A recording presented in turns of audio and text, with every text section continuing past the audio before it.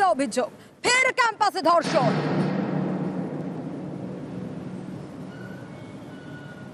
Joka IIM এর হস্টেলে নির্যাতনের ঘটনা। বয়েজ হোস্টেলে অচৈতন্য করে ধর্ষণ। বহিরাগত তরুণীর অভিযোগে গ্রেপ্তার পড়ুয়া। আর এই অভিযোগ উঠে এসছে আইআইএম হস্টেলে ফের ক্যাম্পাসে ধর্ষণের অভিযোগ। আর এবার ঘটনাস্থল জোকা আইআইএম, সেখানে তরুণীকে ডেকে নির্যাতনের অভিযোগ, বয়েজ হোস্টেলে ডেকে ধর্ষণের অভিযোগ। হরিদেবপুর থানায় ইতিমধ্যেই অভিযোগ দায়ের করেছে তরুণী। অভিযুক্ত আইআইএম পড়ুয়াকে গ্রেপ্তার করেছে পুলিশ। কিন্তু ঠিক কি ঘটনা ঘটেছে এ বিষয়ে আরো ডিটেইল আপডেট আমরা জানতে পারবো। সান্নিক রয়েছে আমার সঙ্গে। সান্নিক, আমরা দেখেছিলাম কসবা ল কলেজের ঘটনা, আমরা দেখেছি সাউথ ক্যালকাটা ল কলেজের ঘটনায় একের পর এক আপডেট আমরা দিয়েছি। আবারও একটা অভিযোগ, ক্যাম্পাসে ধর্ষণের অভিযোগ। এক্ষেত্রে ঠিক কি অভিযোগ তরুণী?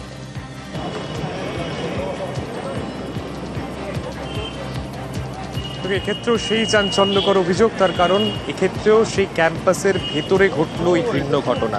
কেননা এক্ষেত্রে যেটা তরুণী অভিযোগ করেছেন হরিদেবপুর থানায়, তার যে লিখিত অভিযোগপত্র, সেখানে তিনি যেটা লিখেছেন, গতকাল ফার্স্ট হাফে তিনি এসেছিলেন এই ক্যাম্পাসে ভেতরে প্রবেশ করার পর তার পূর্ব পরিচিত একজন, যার সাথে তার সোশ্যাল মিডিয়ায় পরিচয় হয়েছিল, তার সঙ্গে তার দেখা হয় এবং সেক্ষেত্রে তাকে ভেতরে তার হোস্টেলে পরবর্তীতে সে যেতে বলে, যে কারণে সে এসেছে, অর্থাৎ কাউন্সিলিংয়ের কারণে সে নাকি এখানে এসেছিল, তেমনটাই সেই তরুণী দাবি করেছেন। এই তার যে অভিযোগপত্র, সেখানে ভেতরে যাওয়ার পর যে হোস্টেল রুম, সেখানে যাওয়ার পর সেই পড়ুয়া, যিনি এই ক্যাম্পাসেই পড়াশোনা করেন, কর্ণাটকের বাসিন্দা, সে তাকে এখানে মাদকদ্রব্য মেশানো একটা তরল পানীয় তাকে খাওয়ায়। একেবারে সান্নিক, সঙ্গে থাকো, রয়েছে আরো ডিটেইল দর্শকদের দেব। আর জোকা আইআইএম এর হস্টেল, সেখানে ধর্ষণের অভিযোগ। বয়েজ হোস্টেলে ঠান্ডা পানীয় দেওয়া হয় তরুণীকে, আর তারপরই নির্যাতনের অভিযোগ। সান্নিকের কাছ থেকে আরো ডিটেইল জানতে পারবো। সান্নিক, এই তরুণী পৌঁছন বয়েজ হোস্টেলে, কিভাবে আলাপ কি হলো, নানা প্রশ্ন উঠে আসছে, কিন্তু এই তরুণী দাবি করছেন, অভিযোগ করছেন যে তাকে ঠান্ডা পানীয় দেওয়া হয়, অর্থাৎ তারপরেই এই নির্যাতন, অর্থাৎ এই পানীয়তেই কিছু মেশানো ছিল।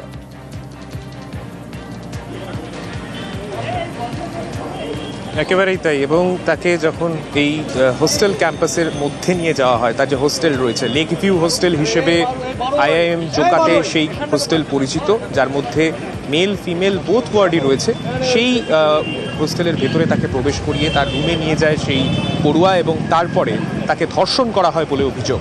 স্বভাবতই প্রশ্ন উঠছে, কেননা নিরাপত্তার বিষয়টা যেমন একদিকে প্রশ্ন উঠছে, কেননা আইআইএম এর মতো একটা প্রিমিয়াম ইনস্টিটিউট, যেখানে গেট থেকে ঢোকা থেকে শুরু করে কোনায় কোনায় সিসি ক্যামেরা রয়েছে, ভেতরে এত নিরাপত্তা রক্ষী, তা সত্ত্বেও কিভাবে একজন এই প্রশ্নগুলো তো উঠছেই, কিন্তু সবথেকে অদ্ভুত যে প্রশ্নটা উঠে আসছে এই তরুণীর অভিযোগ যেটা, সেদিকে আমরা একটু আগে ফোকাস করব, কারণ নানা প্রশ্ন উঠছে, সেগুলো ডিটেইল দর্শকদের দেব। তরুণী এই ক্ষেত্রে কি অভিযোগ করছেন? ঠান্ডা পানীয় দেওয়া হয়েছিল তাকে, তারপর তার কি অভিযোগ?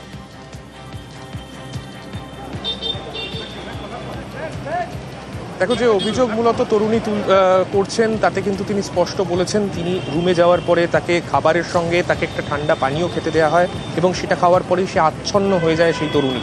এবং সেই ঘটনা যখন ঘটে, সেক্ষেত্রে তারপরে যেটা দেখতে পাওয়া যায়, যে এই গোটা ঘটনায় তারপরে যখন তার অচৈতন্য অবস্থা, সেই অবস্থায় তাকে ধর্ষণ করা হয়। পরবর্তীতে যখন তার সেন্স আসে, সে এখান থেকে ক্যাম্পাস থেকে বেরিয়ে সে প্রথমে ঠাকুরপুকুর থানায় যায়, সেখান থেকে এই ক্যাম্পাস যে থানার অন্তর্গত, অর্থাৎ হরিদেবপুর থানা, সেখানে তাকে পাঠানো হয়। হরিদেবপুর থানায় যাওয়ার পরে সেখানে লিখিত অভিযোগ দায়ের হয় এবং রাতের মধ্যেই অভিযুক্ত পড়ুয়াকে গ্রেফতার করা হয়। অবশ্যই তুমি সঙ্গে থাকো, আমরা অবশ্যই নজর রাখবো, আরো আপডেট দেব দর্শকদের।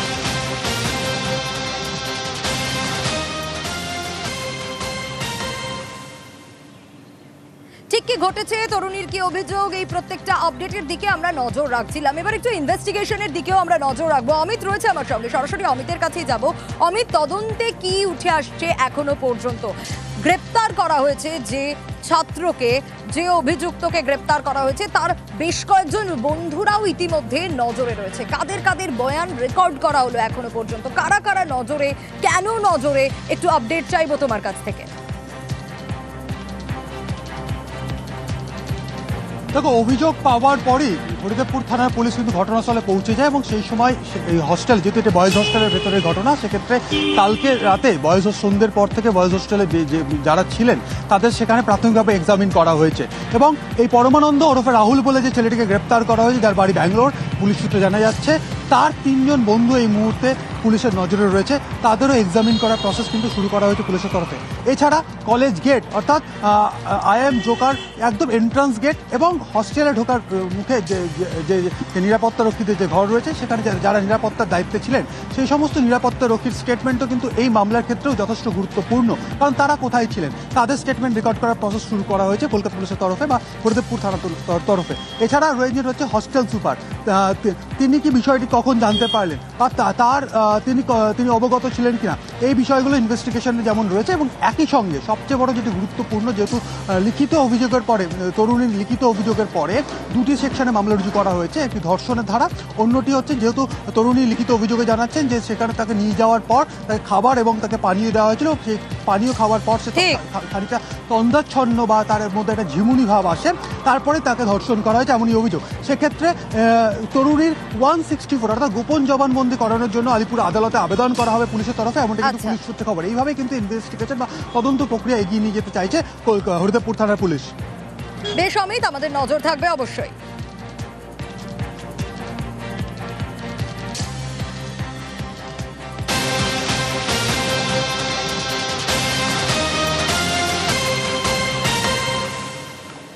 আর এই ঘটনা সামনে আসার পর থেকে একাধিক প্রশ্ন উঠে আসছে। কি প্রশ্ন উঠে আসছে? প্রশ্ন উঠে আসছে যে একটা ভিজিটার্স বুক থাকে, বাইরে থেকে যখন একজন আসছেন তখন অবশ্যই ভিজিটার্স বুকে তিনি নিশ্চয়ই সিগনেচার করবেন, সেটা কোথায়?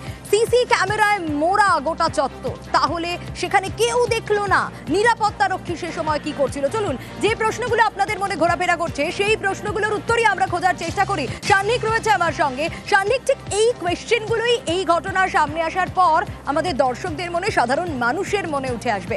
সেক্ষেত্রে এর কি উত্তর পাওয়া যাচ্ছে এবং এই তরুণীর সঙ্গে এই পড়ুয়ার কিভাবে আলাপ?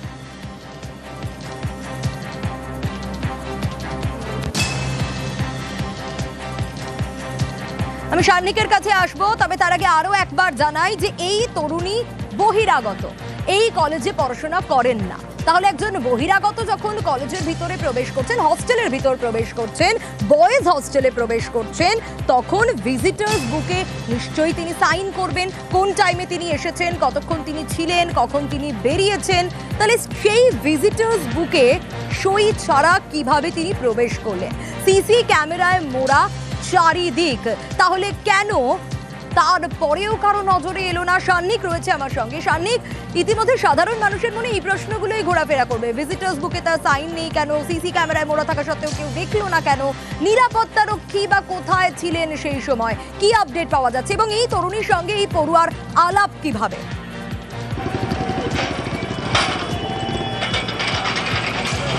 দেখো, যেটা মূলত তরুণী তার অভিযোগে দাবি করেছেন, তার সঙ্গে তার সোশ্যাল মিডিয়াতেই পরিচয়, এবং যে বিষয়টা নিয়ে অবশ্যই অভিযোগ উঠছে এবং তদন্তের ক্ষেত্রেও যে বিষয়টা আলাদাভাবে প্রাধান্য পাবে, এই যে অভিযুক্ত তাকে নিজেদের হেফাজতে নিয়ে পুলিশ এই বিষয়গুলোই জানার চেষ্টা করবে যে এই গোটা ঘটনায় সে একা ঘটনাটা ঘটিয়েছিল নাকি মনোজিৎ মিশ্রের মতো তার সঙ্গেও কোনো তার সাঙ্গপাঙ্গ ছিল। কেননা একটা এতটা নিরাপত্তা দেয়া একটা জায়গা, সেখানে সে একজনকে প্রবেশ করাচ্ছে, ভেতরে নিয়ে যাচ্ছে, কোনো সিকিউরিটি কেউ আটকাচ্ছে না তাকে, এই গোটা বিষয়টা কিন্তু পুলিশ এই মুহূর্তে মাথায় রাখছে।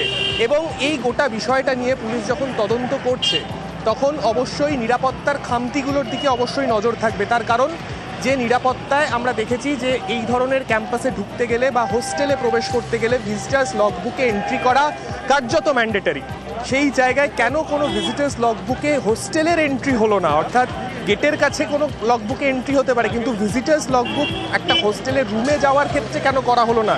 কিংবা রুমে যাওয়ার ক্ষেত্রে আইআইএম এর ওভারঅল যে গাইডলাইন রয়েছে সেগুলো আদৌ মানা হয়েছে কিনা, সেই সমস্ত বিষয়গুলো কিন্তু তদন্ত করে দেখবে পুলিশ।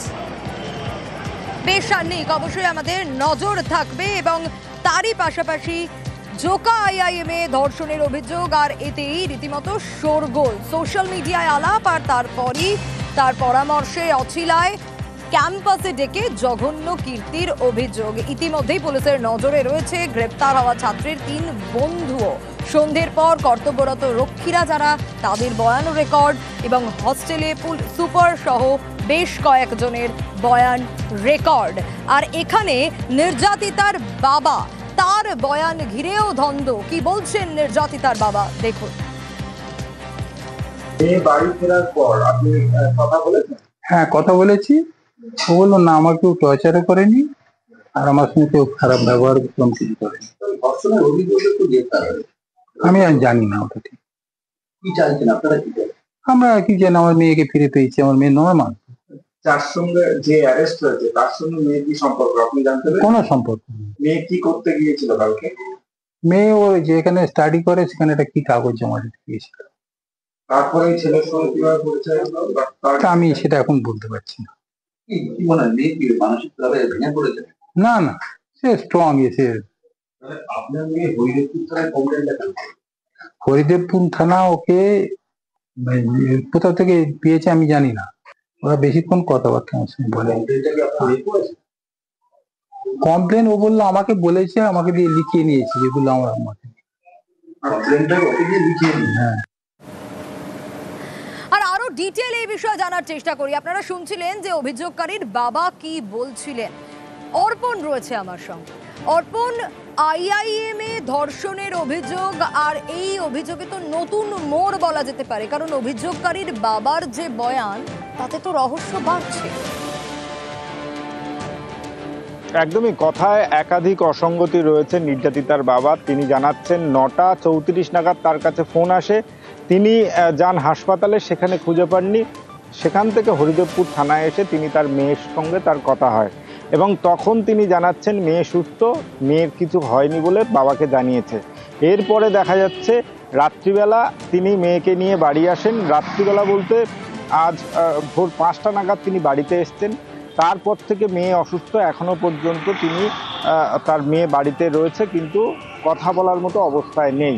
তার বক্তব্য আরও একটি, যে অভিযোগ হয়েছে সেই অভিযোগ তার মেয়ে লেখেনি। মেয়ে ইংরাজিতে কাঁচা, ততটা লিখতে পারে না, তাহলে এই অভিযোগ লিখলো কে? যদি অভিযোগ লেখা হয় তাহলে সই করার সময় তার বাবা সেখানে উপস্থিত ছিল।